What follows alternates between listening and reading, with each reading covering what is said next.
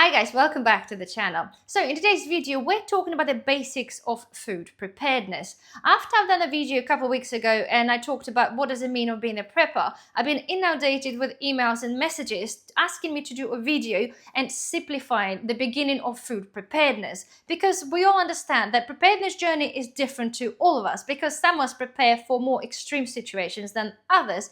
But so it goes that most of us at the moment currently concentrating on the food preparedness because technically what is currently happening in the world, the food shortages is a very likely scenario. So hence the request for me to make the video. You said that there's loads of videos out there, but even the food preparedness is very, very complicated. And I totally understand, guys. I totally get it. I've been doing myself for many, many years, and the food preparedness is far more vaster than what you see here. But okay, I've tried to literally pick skeletons of the food preparedness and give you 6 categories to which hopefully will help you start your preparedness journey. So number 1 I'm going to kick off with is water. Okay, water is life, and it's all well and good having all the selection of foods in your house if you don't have any water or ability to collect or purify water. We cannot live without water for any longer than 3 days, so it's super, super important having some water or water purification. So that's that. So kicking off with number 1, we're talking about the carbs. Okay, so 4 key prepper carbs are rice, pastas, flour, and oats. Okay, you don't have to have them all. Okay, you can just pick what you eat, but I do strongly suggest at least having 2. Right, the beauty of those, all of those 4, okay, will last you pretty much indefinitely if you package them in a Mala bag with an oxygen absorber. If you're not preparing for that kind of scenario for very long-term storage, they'll sit in your pantry for a good couple of years without issue whatsoever. And the idea is, of course, porridge, you can make a breakfast, flour, you can bake bread if you do like making bread, or if you want to be able to make bread in an emergency. Pasta obviously goes without saying, and of course rice as well. So as I said, okay, you don't have to have them all, but they are good value for money and they will sit in your pantry for a very long time. Moving on now to proteins, and this is probably one of the biggest areas, but again, I'm giving you just the key points and hopefully you can take something away from this and decide for yourself what you and your family would like to eat.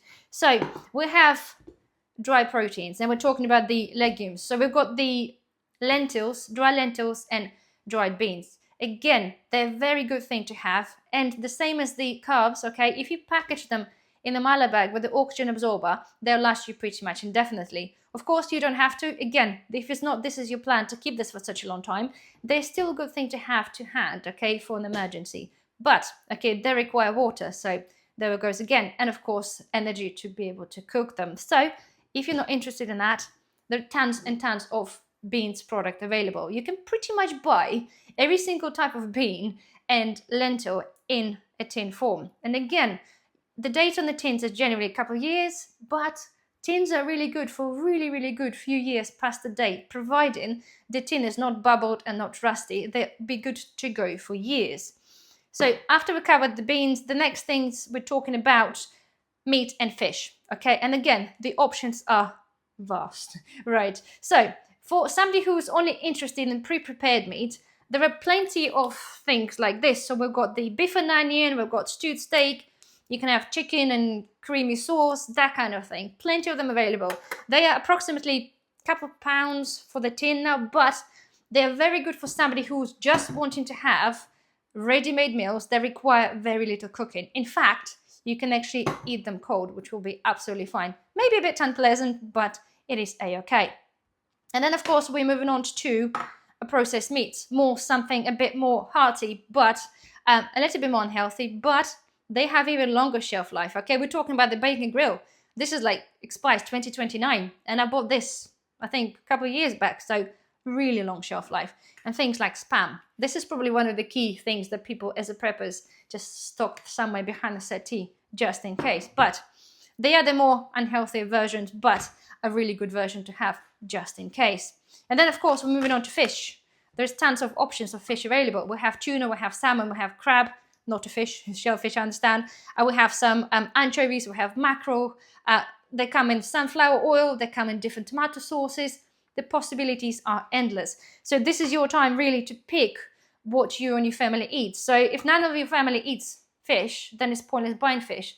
Although it's a really good value for money in terms of protein and some vitamins and omega-3 oils.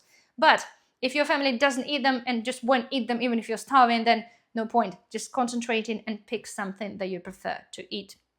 So next thing, the proteins are, we're talking about peanut butter.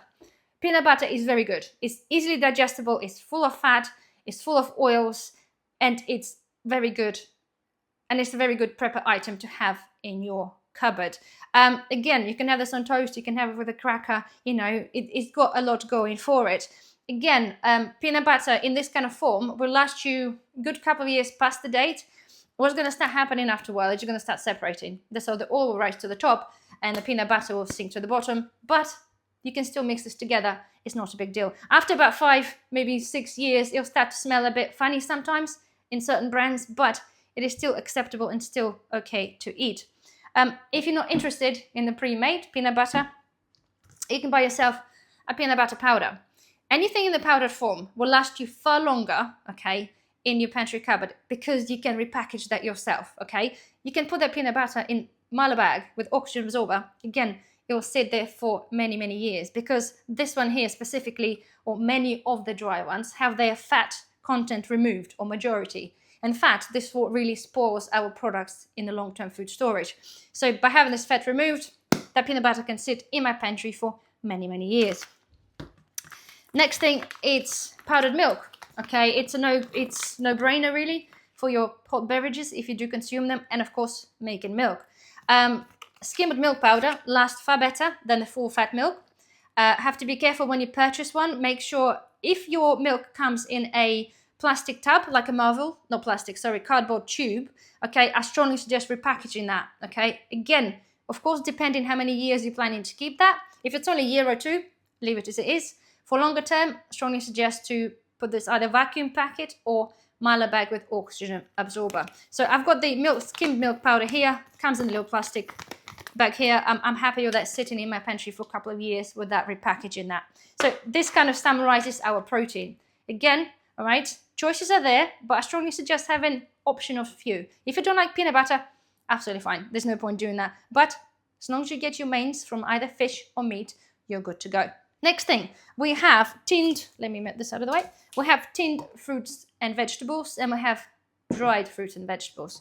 Again, I only have a small selection here because I'm going to be running out of space. But, right, tinned fruit.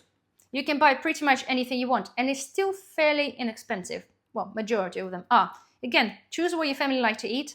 Tinned fruit will last you for, again, many years past the best before date, providing your tin is not bulging. And of course, you do your test when you open up, make sure, it still smells A-okay. But again, it's not the best of substitutes. It's, it got a lot of sugar, give it that, but it is better than nothing. So if your family eats fruit and you consider this is a good substitute for an emergency situation, it's good to go. Right, if you don't like fruit, vegetables is a good option, okay? And I strongly suggest having tinned vegetables because they're already soaked in water and you can use that water to cook them as well. I have here example of potatoes, okay? Tinned potatoes, they're not the best, but they will do. I've tried some. You could make them taste pretty A-okay. But we're talking about the tinned carrots, tinned peas. You've got mixed carrots and peas. You have like loads of stuff. You can buy asparagus. You can buy green beans. You can buy many, many, many things. So if you are wanting to stock up on some of that, go in the supermarket and just have a look, step back and see and say what your family likes to eat and have a look and pick some of the tins. They don't taste the same as a fresh, obviously, but we're talking about the emergency preparedness and anything is better than nothing. And of course, next thing I do strongly suggest is to do some research on your dried fruits and vegetables. I'm a big fan of dehydrating. I have a whole pantry full of my dehydrated fruits and veg, which I'll show you at some point. But advantage of the dried dehydrated fruits and vegetables because they do last very long time and they will outlive the tins of fruits and vegetables. At the moment online, the dried fruits, you have on options of like onions, garlics. I think you can buy some carrot. Fruits, you can buy freeze-dried fruits, but they're quite expensive. But the things are there. Things like onion, dried onion, absolutely. I love fresh onion, but I have a lot of dry onion as well because it's still rather inexpensive. My point is that when we come to talk about the food preparedness, although we're trying to keep it simple, but it's important to understand that you have to have a different options of the same product. This is, I kind of mentioned this many times, but I know many of you guys are new to prepping and new to my channel. But to have, say, if you have onion and if you like onion, have this in the dry form and then have a pickled onion as well. Appreciate they're not really always substituted for specific recipes, but it is very good option to have a multiples of your fruits and vegetables, because in the end of the day, if there's no fruits or vegetables available or very limited, then you'd be technically grateful for a bit of pickled onion as a snack if you haven't had onion for a year. Just saying. So there we are, options are there. So next thing, all right, and I've got category here with a few bits in it bundled together. So we have sugar. If you have sugar in your tea and coffee, must have. If you do your own brewing like I do, must have. If you don't at all consume, or anybody in your family has sugar anywhere or do any baking, then there's no point. So avoid that, no point stocking up and spending money on that. Salt, okay? If you add on salt to your cooking, you must have some salt. If you don't, then it's fine, but salt is very good for preserving food. So if you're thinking potentially of being able to make some pickles or salting products, then salt is a must-have in your prepper pantry. Next thing I've got is some stock cubes, okay? Again, you can have them in the liquid form, not the cubes, but you can have a liquid stock or you can have dried cubes. Very inexpensive still, okay? You can buy them in any, like, you can buy beef, lamb, chicken, and vegetables. They've got a really good shelf life on them, but you can prolong their shelf life by putting them in a vacuum sealer bag. Even though, don't have to do this, they'll still sit in your pantry for a good 3-4 years, no problem at all. This is, we're talking about the past best before date. Just make sure you smell it, and if it smells okay, then it's a-okay. But again, in emergency, when it's not much flavorings of fresh fruits or vegetables available, vegetables in fact, this is a really good thing as like a flavor bomb, if you like. So there we are. In the same category, guys, we're talking about the herbs and spices. All right, this is just one of the go-to is the all-purpose seasoning from Lidl. Okay, it's a massive one, and they're like £2. I use it for certain things, but I've got 2 cupboards full, and I kid you not, 2 cupboards full of my herbs and spices, because they are very important, okay, to give flavor to basic things. Like, it's only so often you can eat plain rice, you know, you get bored of it, but having a bit of flavorings, it'll make night and day difference. Again, if you're not a big cook, okay, and you don't really understand spices, then again, maybe not the best thing for you to have. Just concentrate on getting some stock cubes and a bit of salt and pepper as a basic seasoning ingredient. Right, next thing, I've got honey, a decent honey, okay, not a rubbish honey. Decent honey is anti-inflammatory, okay, it's good for coughs, good for colds, that kind of thing. Got a lot going for it, and as it stands by itself, it will last you indefinitely. Honey doesn't go off, it might just start to crystallize after a little while, but it is a good item to have. As I said, purely for medicinal purposes alone, it's worth its money and gold, but at the same time, it's a good sweetener too. And the 2 last things on the list is teas and coffees. I only got the rubbish thing here for the coffee, but tea and coffee. In whatever shape or form you drink your coffee, okay, stock up on that. And of course, teas. It goes without saying. If you don't drink tea, don't stock up on tea. If you don't drink coffee, don't stock up on coffee. Right, so, and the final item on our list is fats. Okay, so I've got 3 options here. Okay, and this is by far my first choice, but of course, the oils are personal choice and it's down to you. But coconut oil, it's very good. It's very good for hair, it's very good for hands, very good for skin, and it lasts pretty much indefinitely in an unsealed jar. And it's still very inexpensive. Next thing on the list is ghee. Whether you make your own or you buy one, it is a very good alternative. And it's good for people who are lactose intolerant. I make my own ghee, but I still buy some in the tin, because in the tin, I feel they will outlive the one I'm doing myself. And it tastes lovely as well. And another one on my list is a decent olive oil. Olive oil will last you for quite a while, but with a decent olive oil, after a prolonged period of time, you'll start losing all the nutritional benefits. It'll still be okay to cook with, but it will start slowly losing the benefits.